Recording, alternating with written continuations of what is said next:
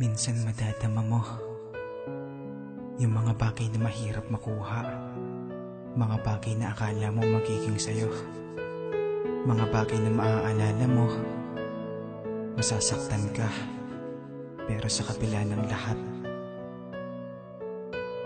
akala mo lang pala yun.